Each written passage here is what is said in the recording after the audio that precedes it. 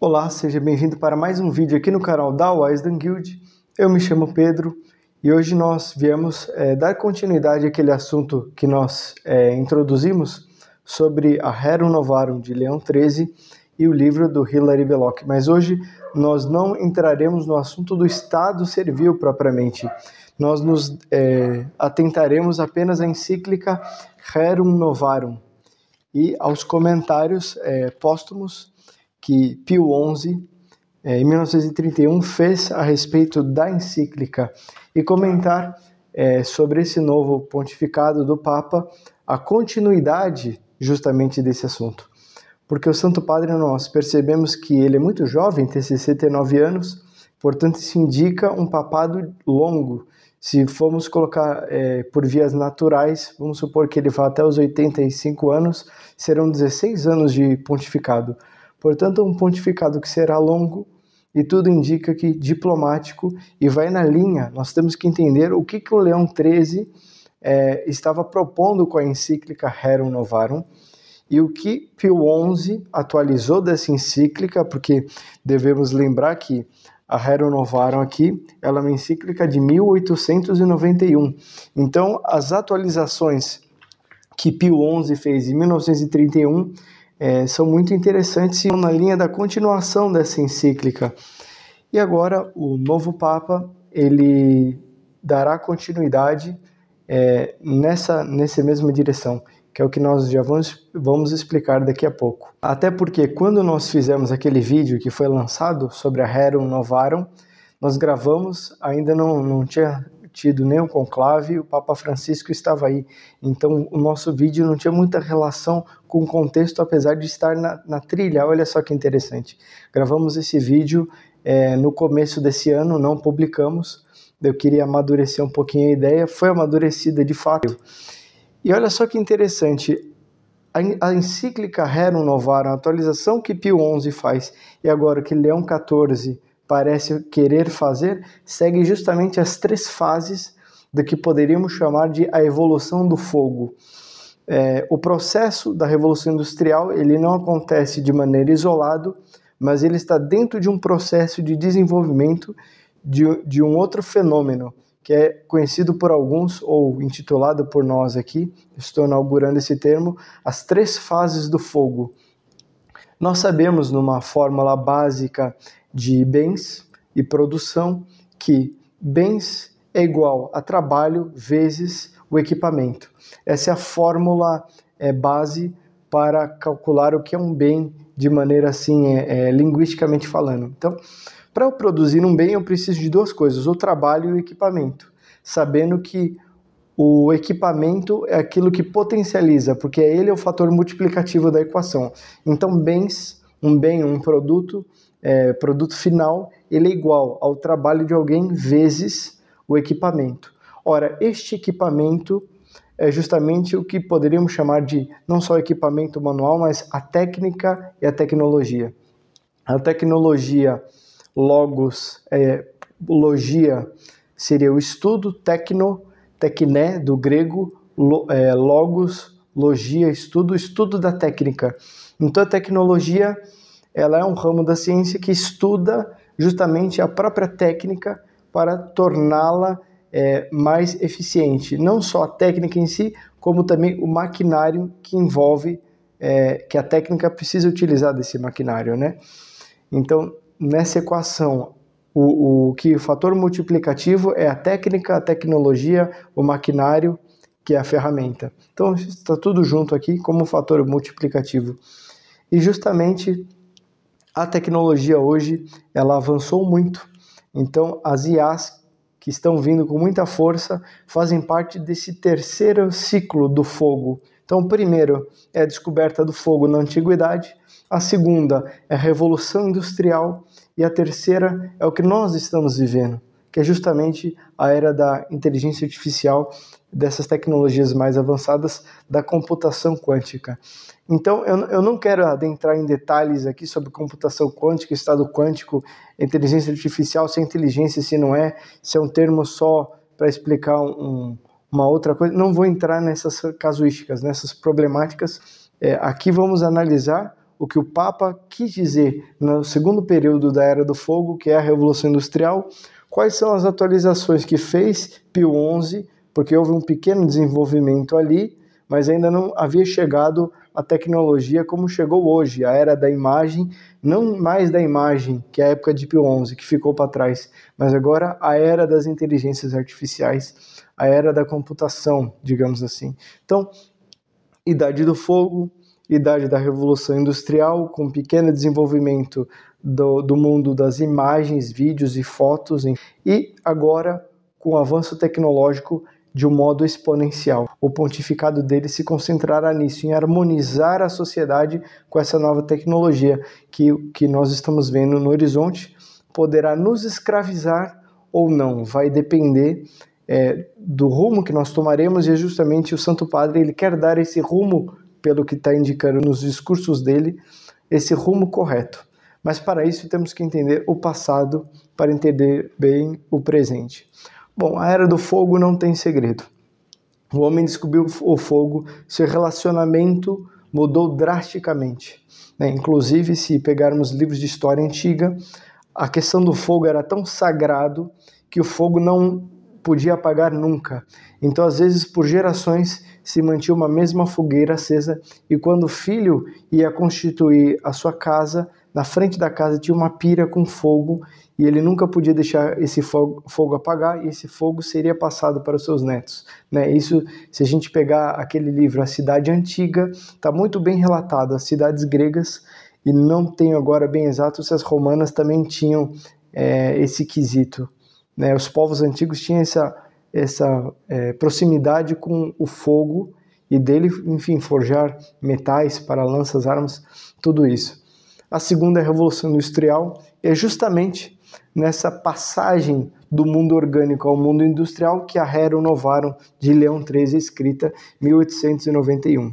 Eu li a encíclica inteirinha, como eu sei que hoje alguns têm dificuldade de ler e não entender, outros a falta de tempo, então li e já grifei os mais importantes. Do que o Papa começa, o Santo Padre Leão XIII começa falando nessa encíclica.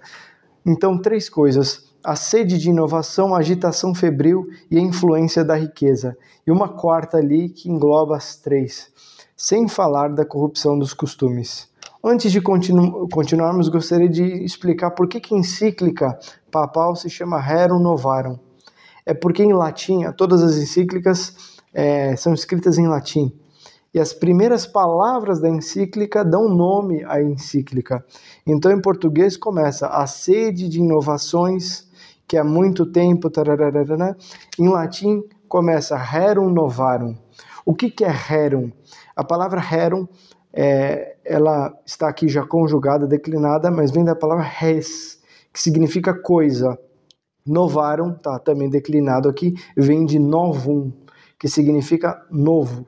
Então, coisas novas. A sede por inovações foi traduzido por português, mas o Santo Padre quis dizer das coisas novas, porque na época tudo isso aqui era novidade, o que para nós já não é tão novidade assim. Mas vamos lá. Então essa sede de inovações, a influência da riqueza, agitação febril e a corrupção dos costumes. Guardem isso, corrupção dos costumes. Então o Santo Padre no começo vai explicar qual é a causa do conflito. Eu estou falando rápido assim porque é muita coisa, vou tentar resumir também.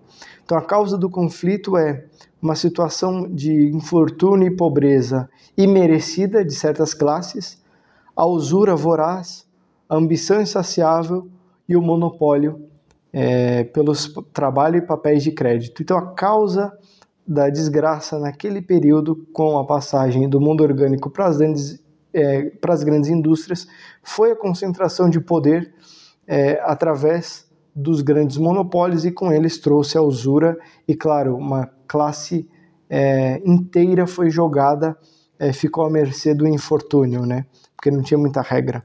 Nesse cenário, os socialistas se apresentam como se eles tivessem a solução mágica para esse problema. O que eles diziam? Olha só que interessante, a pseudo-solução. Os socialistas, para curar este mal, instigam nos pobres o ódio invejoso contra os que possuem, pretendem que toda propriedade de bens particulares deva ser suprimida, que os bens do indivíduo qualquer devem ser comuns a todos. Portanto, em vez de resolver o problema, eles falam assim: poxa, existe uma classe de gente que tem mais dinheiro do que nós, então a gente tem que tirar o dinheiro dele e tornar comum a todos nós. Então, em vez de resolver o problema, não, eles tiram o direito da propriedade deles, do patrão, e querem que o dinheiro seja comum. Ora, isso eles não percebem, mas é um movimento que eles também perdem. Por quê? Não é só porque o outro tem muito dinheiro que eu também vou acabar com o senso de propriedade, porque acabando com o senso de propriedade, não só ele perde, mas eu perco também. Então, esse instigamento da inveja, do ódio contra os que possuem não é a verdadeira solução. Se é verdade que a riqueza se concentrou nesses monopólios, o que se deve fazer não é pegar esses monopólios e destruir em favor de massificar. Não é isso.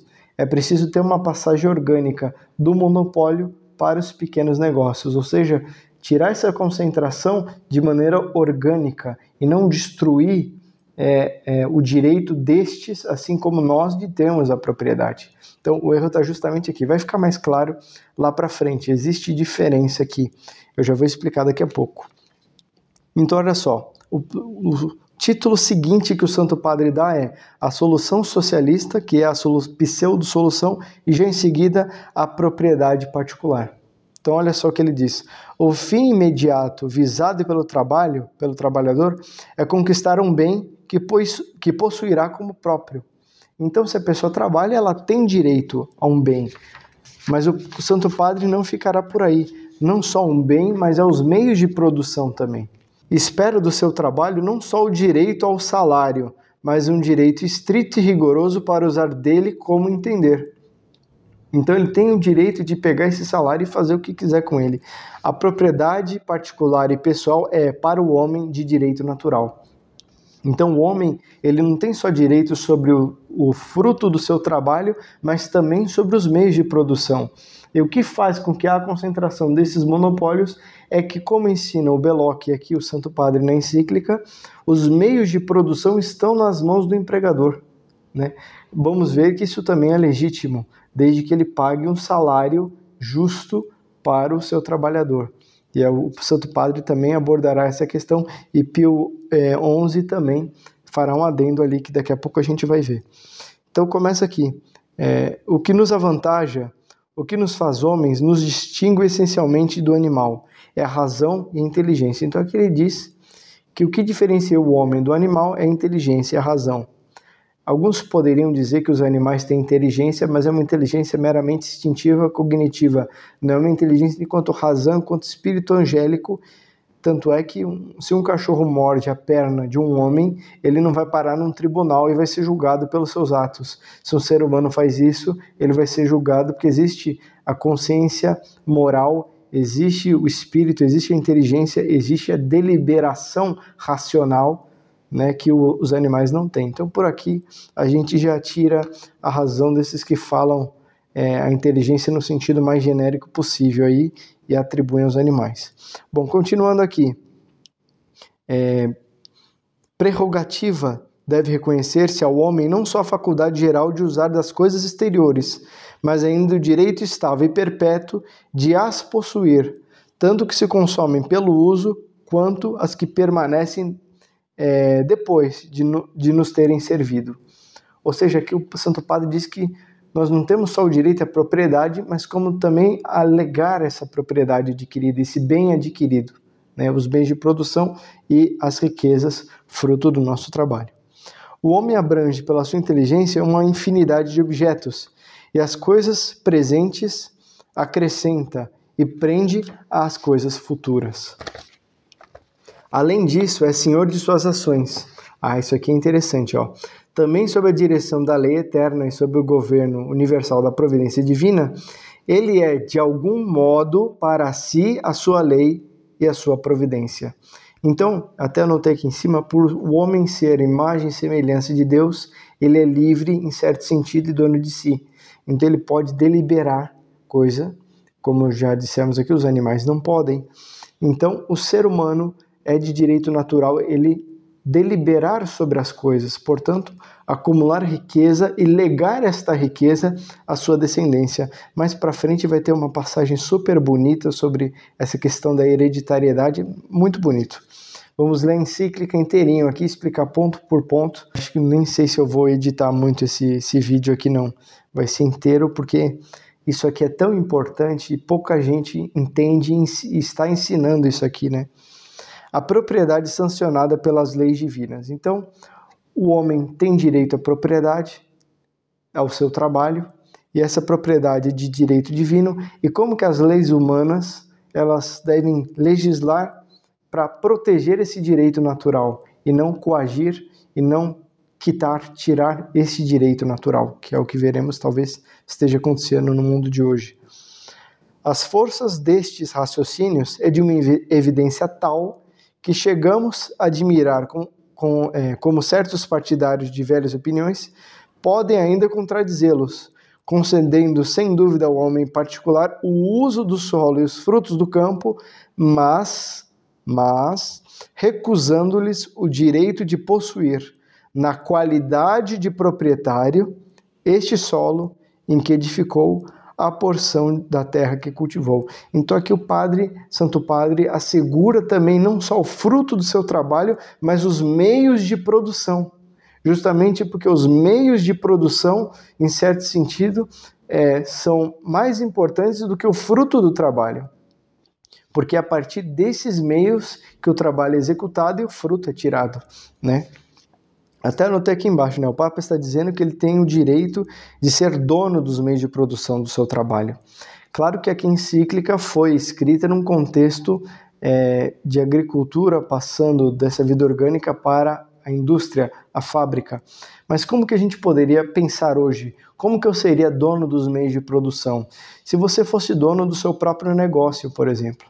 Então aqui já mostra, e aqui já faz uma adaptação ao mundo moderno, que o quê? Nós não devemos procurar, o Estado não deve procurar a concentração em grandes monopólios. Ele deve dar suporte aos pequenos negócios, aos pequenos proprietários.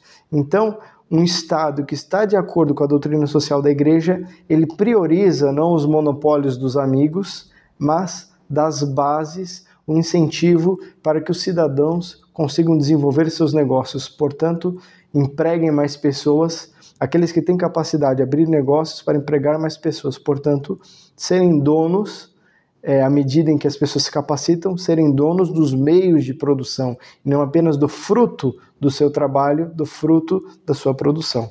É isso que está aqui. E aqui o Santo Padre complementa, né? Esse campo, aqui está no contexto do campo, mas só para entenderem, né? Fiz o paralelo com um negócio moderno, mas para entender o contexto aqui do campo. Esse campo, amanhado com arte pela mão do cultivador, mudou completamente de natureza. Era selvagem, ei-lo arroteado. De infecundo, tornou-se fértil.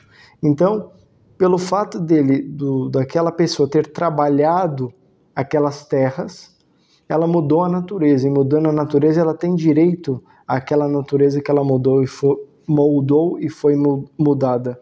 Então, o senhor feudal que tivesse as terras, depois de um certo tempo, os camponeses cultivando aquela terra, de tal forma ela era civilizada e produzia, que aquela terra como que era dada, e a pessoa tinha direito à propriedade. Assim era na Idade Média, né? Eles ganhavam o direito à terra.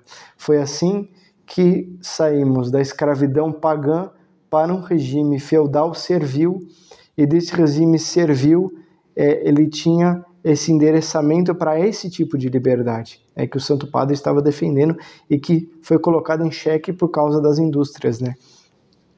Bom, falado da propriedade, o Santo Padre vai fazer uma ligação entre a conexão família e Estado. Como que a propriedade ela alicerça a família.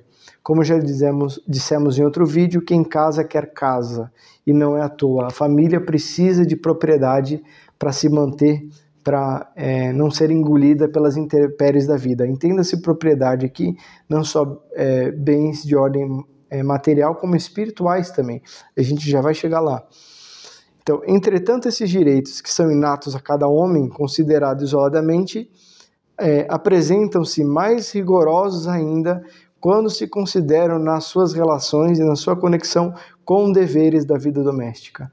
Então se acentua na vida doméstica esse direito de propriedade. A tal ponto é assim que há coisas que são comuns à família, mas dentro da família há coisas que são de propriedade do indivíduo. Então, aquela roupa é da mãe, aquele sapato é do pai, aquele caderno é do filho, por mais que, por exemplo, a casa seja da família.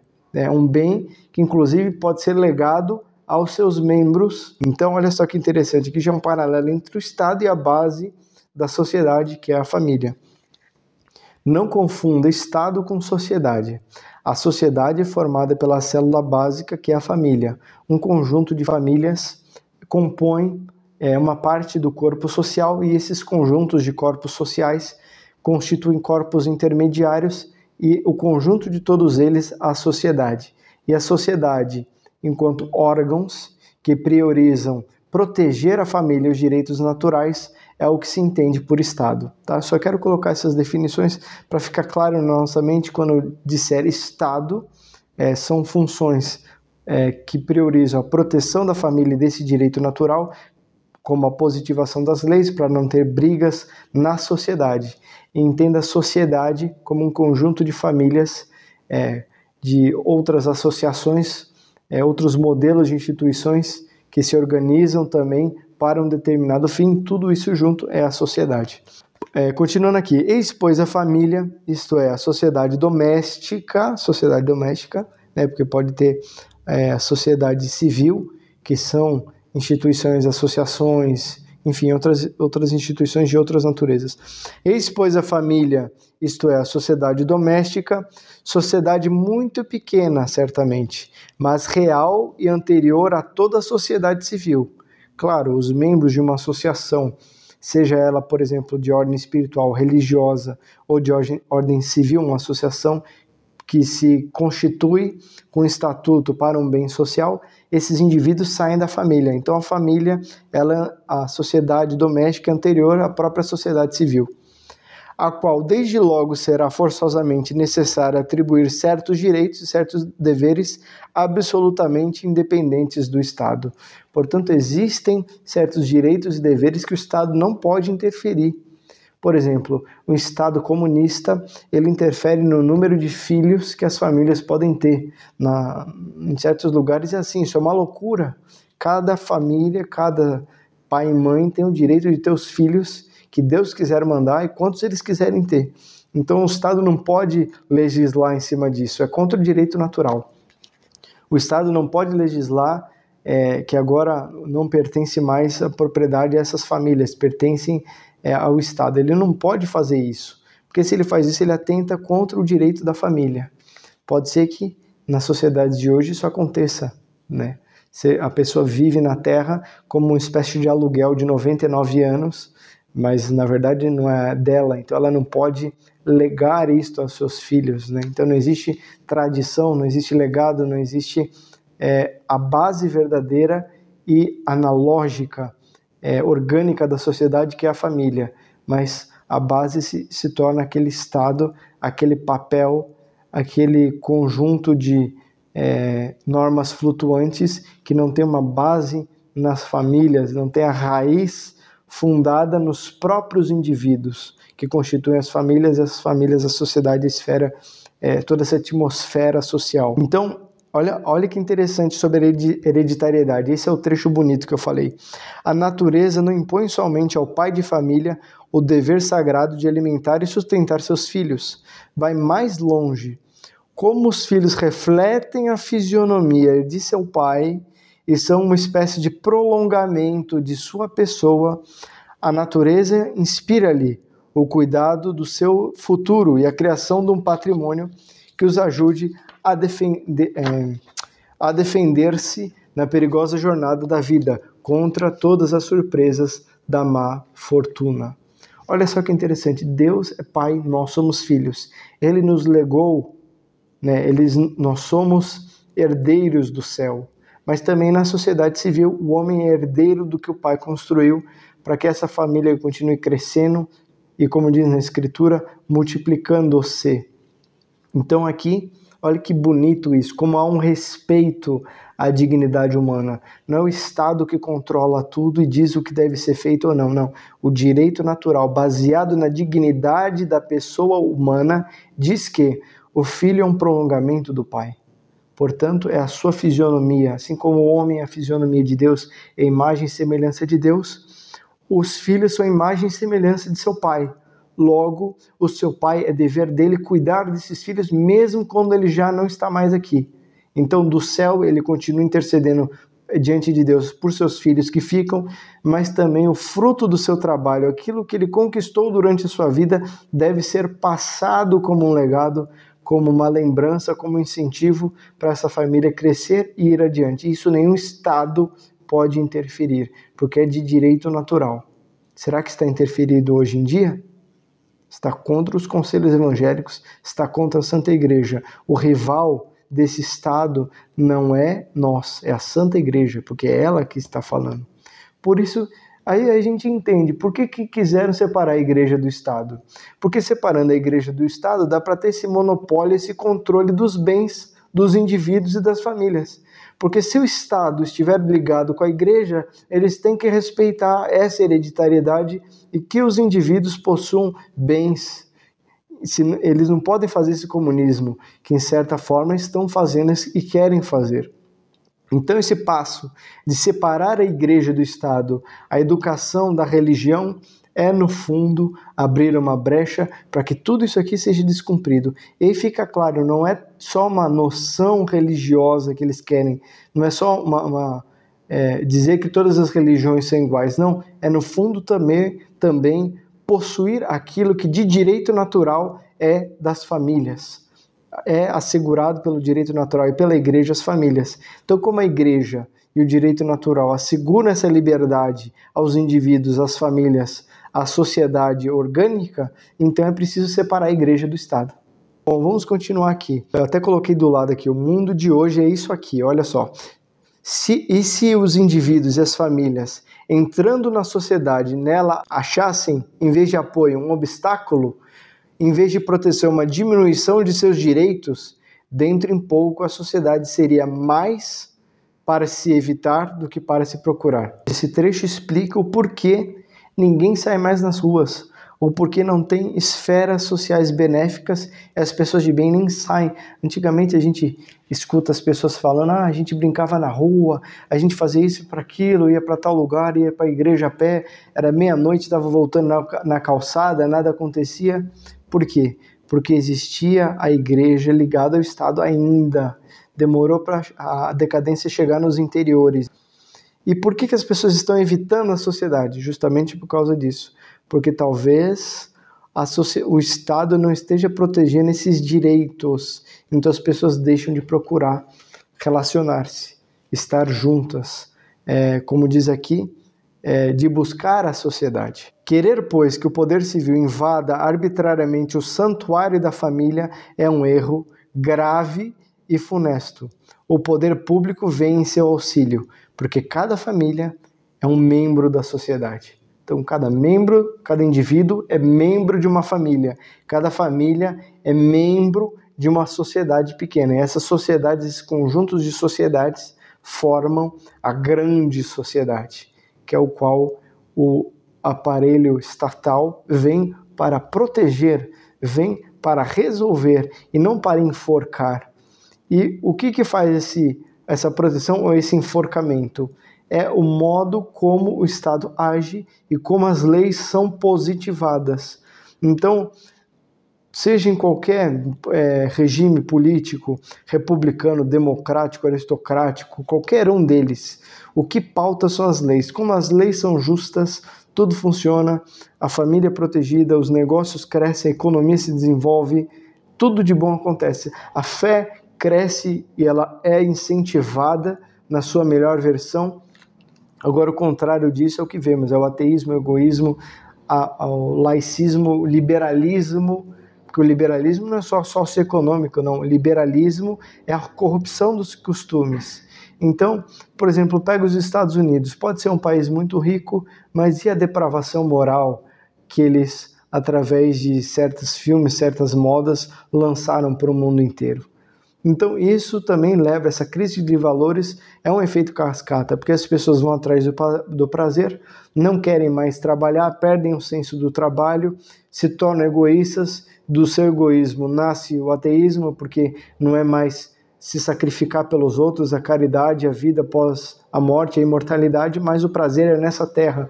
Então, acúmulo desenfreado de dinheiro para ter o prazerzinho, então acúmulo de dinheiro, tá vendo? E aí caímos nesse buraco de novo. Então, todo o Santo Padre vai chegar aqui, nós vamos chegar. O problema é um problema moral e que desencadeia tudo isso aqui. Vou pular essa aqui, não precisa.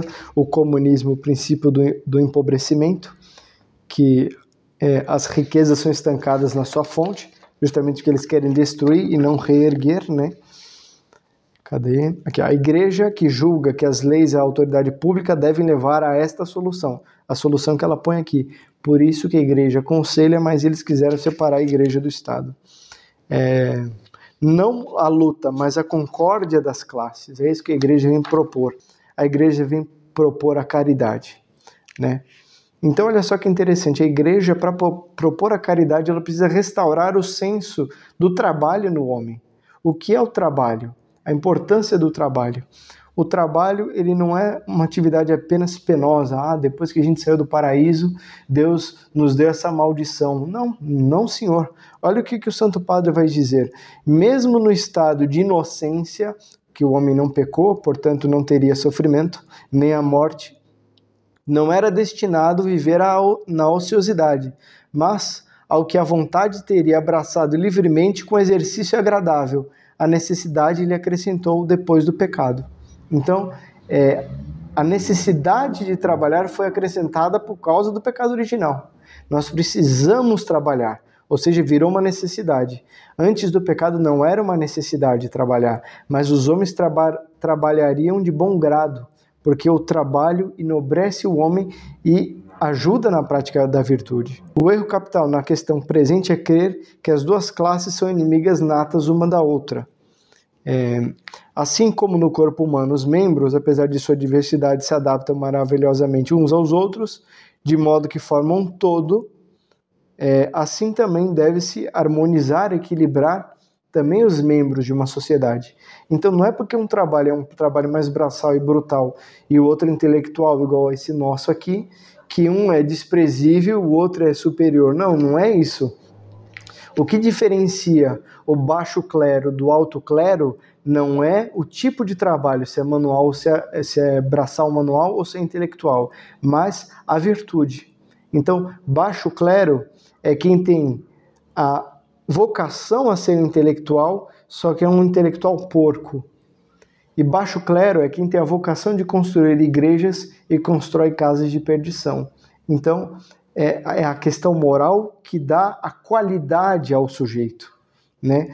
Mas o trabalho, ele não dá a qualidade do sujeito. Trabalhar em qualquer tipo de trabalho é seguir este conselho evangélico. Tanto primeiro pela necessidade da sobrevivência, quanto o conselho evangélico da prática da virtude, do exercício, do emprego da vontade por uma causa. Então, essa concórdia entre as classes traz consigo a ordem e a beleza. Portanto, a ordem é a paz. Como ensina São Tomás, a paz é a tranquilidade na ordem. Onde há ordem, há paz. Aqui ele vai falar da obrigação dos operários e patrões. Então, o patrão não deve, e os ricos, tratar o operário como escravo. Olha que bonito isso, mas respeitar nele a dignidade do homem, realçada ainda pela do cristão. Então, se a dignidade humana como criatura de Deus já é alta, a dignidade daquele que foi exaltado a um nível de divino pelo sangue de Nosso Senhor derramado na cruz, porque todo batizado é um outro Cristo, portanto um Deus com D minúsculo, possui a vida divina por causa da participação que ele tem através da graça santificante. Isso deve ser levado em conta. E sobre o salário, o Santo Padre diz que o salário deve ser proporcional. Aqui, ó. é necessário colocar em primeiro lugar o de dar a cada um o salário que convém. E mais para frente ele vai dizer que o salário justo é aquele que mantém a subsistência, né, do empregado. Então o salário mínimo, em tese, deveria ser para suprir todas as necessidades. Se o salário não está suprindo as necessidades básicas, tem uma usurpação de autoridade aí, né, colocado isso. Aí ele fala sobre o uso, posse e uso das riquezas. Aqui ele vai dizer a dignidade do trabalho. Ele dá o incentivo, inclusive, aos pobres. Olha só, pobre em sentido material, né? Quanto aos deserdados da fortuna, aprendam da igreja que, segundo o juízo do próprio Deus, a pobreza não é um opróbrio e que não se deve corar por ter de ganhar o pão com o suor do seu rosto. Então não é vergonha ter que sair para trabalhar porque não teve uma herança que recebeu dos pais, dos avós. Pelo contrário, é digno. O indigno é não trabalhar, é ficar nessa situação de que quer receber do Estado, né, no fundo. Olha só que coisa, contraria quem quer ficar dependendo sem fazer nada e não trabalha, vai contra o direito natural e contra o que a igreja diz. Por isso que todos aqueles que não gostam de trabalhar e aderem a certos movimentos de caráter que o Estado tem que dar tudo, né, essas doutrinas sociocomunistas, eles são ateus. Por quê? Porque a igreja é contra isso. Então, para justificar o não trabalho deles, eles precisam também virar ateus e ficar contra a igreja e aderir a esse modelo de igreja separado do Estado. A verdadeira dignidade do homem e a sua excelência reside nos costumes, isto é, na sua virtude. Então, independente se é rico, se é pobre, se trabalha como intelectual, como aqui estamos fazendo, ou trabalhos mais manuais e braçais, a sua dignidade não está no tipo de trabalho que você tem, está na virtude. E a virtude é querer trabalhar e não ser um vagabundo, né? Independente de qual seja o trabalho. Então, a dignidade, o trabalho enquanto virtude é uma dignidade. E mesmo na pobreza, manter-se nobre, com ideias elevadas, não tenho dinheiro para comprar livro, mas alguém me empresta, eu leio. Não tenho como pagar curso de inglês, mas pego um curso já de alguém que me passou um livro de segunda mão e estudo. Não tenho dinheiro para fazer tal coisa, mas eu não vou ficar nesses meios dessa gente que bebe o dia inteiro, que fuma, que não quer nada da vida, eu vou procurar pessoas boas. Então a pobreza não é desculpa para não ser virtuoso. Mesmo o mais indigente dos homens, ele pode ser o mais virtuoso, e se ele for, ele entra no que Nosso Senhor diz, que os últimos serão os primeiros. E às vezes aqueles que são os primeiros, que são os mais ricos, que têm um público, um alcance maior, que deveriam pregar a virtude, serão os últimos, porque não tem a virtude que aquele pequeno tem. Bom, aqui o Santo Padre vai dizer que somos todos herdeiros do céu, acima do bem material, esse é o bem que nós devemos buscar, o bem eterno.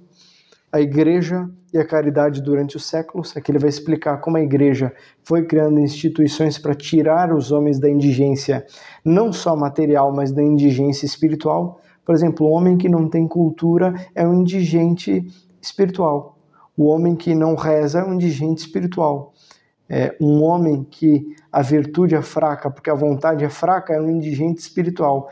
Então, temos que nos preocupar muito mais do que dar pão aos homens, dar a palavra que alimenta, a graça que é a água viva, a água que Nosso Senhor diz, aquele que beber desta água não terá mais sede. O que é? A vida divina é a graça. Então, para ser enxertado na árvore da vida, é preciso passar pelas águas do batismo para receber as águas sobrenaturais da graça. Essa é a indigência mais importante da qual nós devemos sair, né? E se a pessoa busca tanto juros sobre juros no seu capital quando investe, nós devemos buscar os juros sobre juros no capital celeste. E qual que é o juros sobre os juros no capital celeste, para obter esses bens celestes? É sermos agradáveis a Deus. Então, estudarmos a doutrina não para cuspir regra para os outros, mas para nós começarmos a sair da nossa indigência espiritual, da nossa ignorância espiritual, da nossa falta de vontade, de movimento. É para isso que que esse canal foi criado? Em primeiro lugar para mim, porque se eu não salvar minha alma, eu não estudar isso, eu não servir para mim, não vale de nada o meu serviço aqui, o que eu estou fazendo aqui. Então, continuando aqui o remédio para isso é a caridade que o Santo Padre coloca. Então, na esfera espiritual, sobretudo. E aqui ele vai dizer o papel do Estado, né? O que se deve aos governantes é um curso de ordem geral, que consiste em toda a economia das leis e das instituições.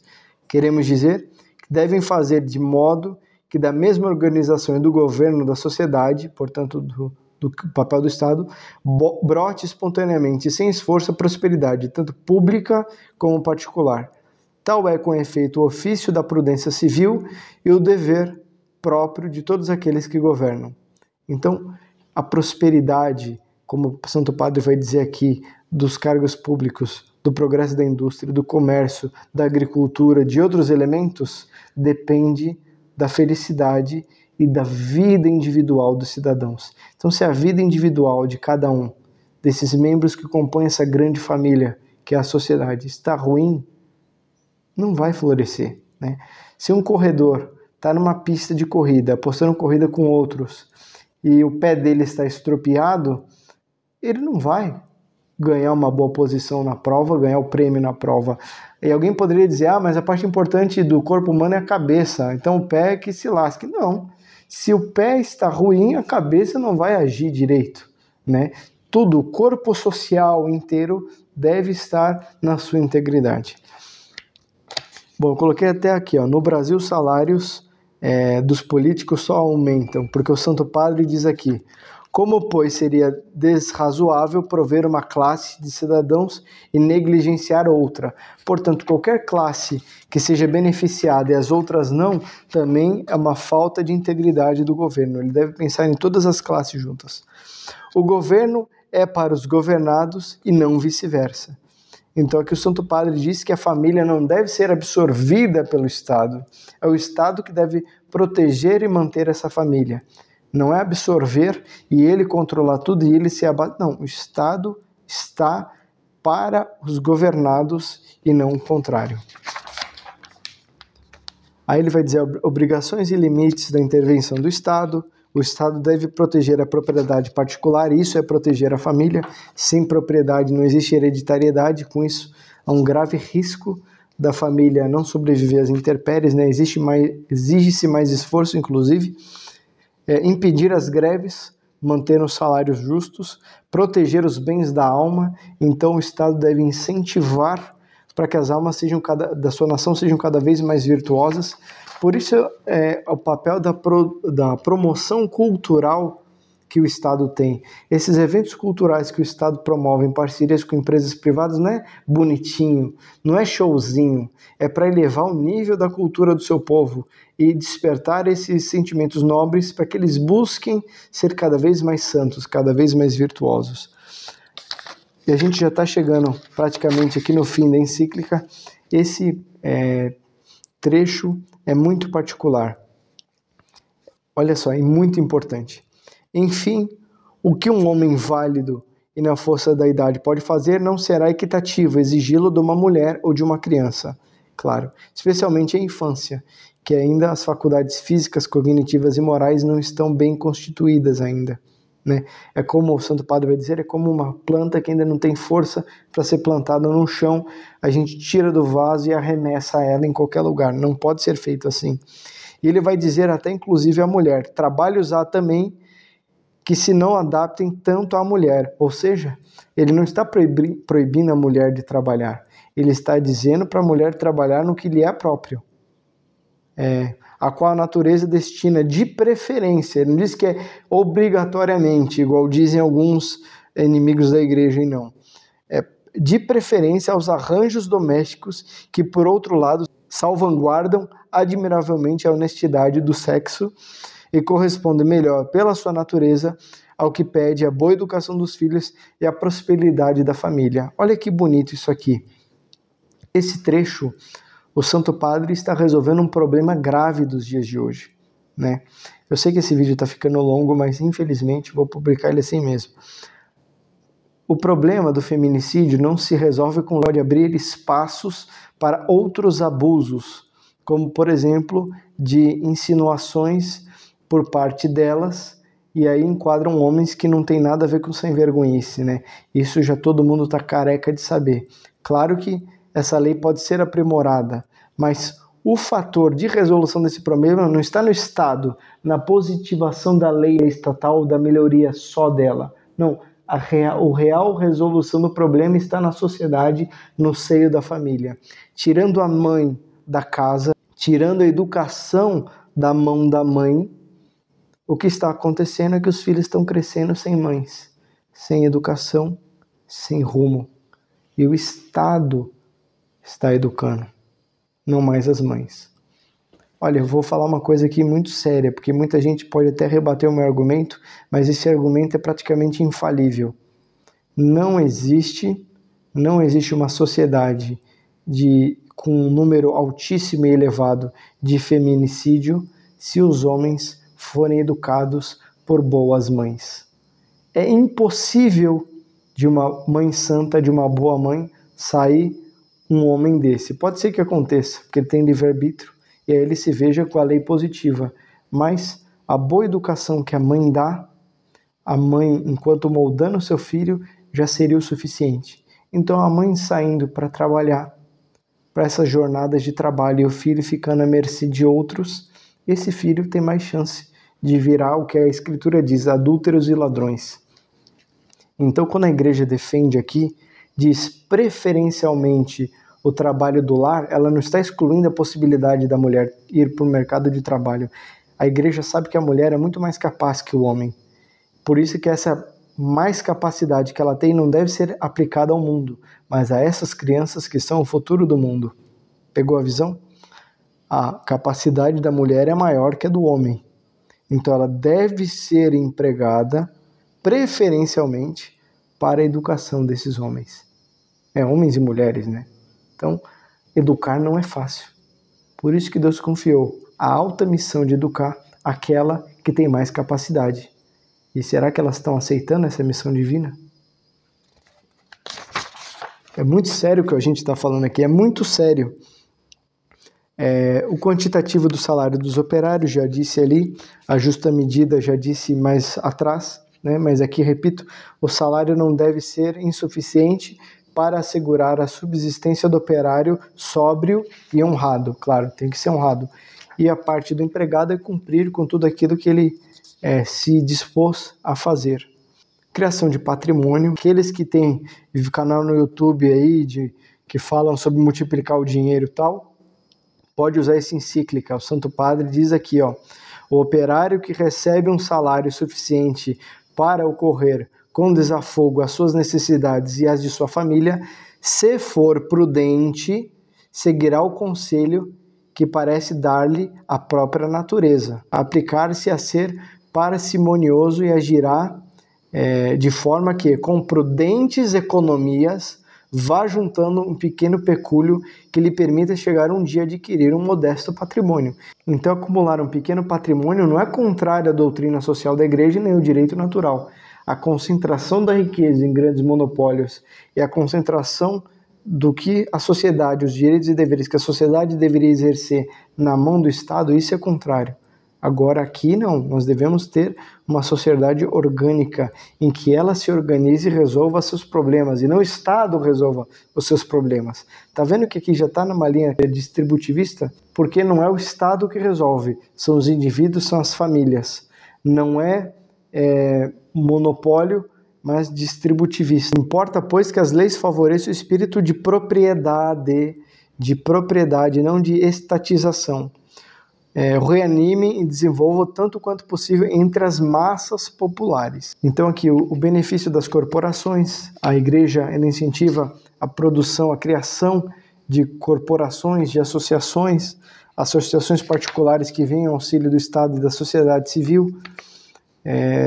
Aqui também o Estado deve evitar a usurpação dos direitos do cidadão. Se essa associação começa a ficar maior do que o próprio Estado e quer começar a mandar nas pessoas, o Estado tem que intervir, com as leis civis que aí sim se aplicam a natureza da constituição e dissolução dessas instituições civis, dessas associações operárias católicas,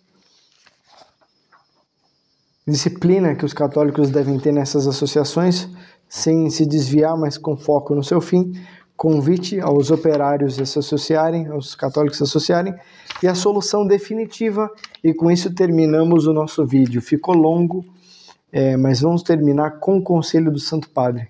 Talvez num próximo vídeo, que esse não vai dar tempo, trataremos sobre as atualizações que Pio XI fez a essa encíclica. Façam os governantes uso da autoridade protetora, das leis e das instituições. Então, as instituições e as leis protegem essa grande família.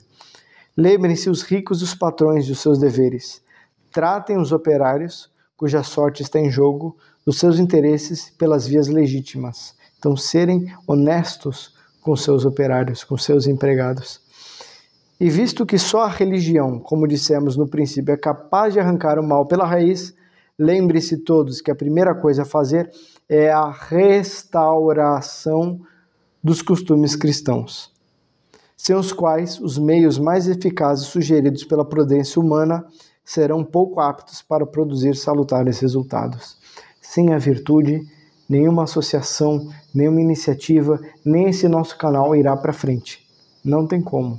Por isso que aqui todas as ideias filosóficas estão atreladas às ideias divinas da revelação da Igreja, da explicitação da Igreja, mediante o que Nosso Senhor revelou. Está tudo revelado ali. E a Igreja, aos poucos, vai melhor entendendo o que está ali, a profundidade vai cada vez mais ampliando o seu horizonte, e aí sim a gente desenvolve essa beleza toda, essa maravilha toda. E o Papa termina, Santo Padre: veneráveis irmãos, não se cansem de inculcar a todas as classes da sociedade as máximas do Evangelho. Façamos tudo quanto estiver ao nosso alcance para a salvação dos povos. Portanto, a salvação desejada deve ser primeiramente o fruto de uma grande efusão de caridade, antídoto mais seguro contra o orgulho e o egoísmo do século. E aqui terminamos com as palavras de São Paulo: a caridade é paciente, é benigna, não cuida do seu interesse, tudo sofre, tudo se resigna. Se você gostou desse vídeo, curte, comente, compartilha e nos vemos numa próxima ocasião.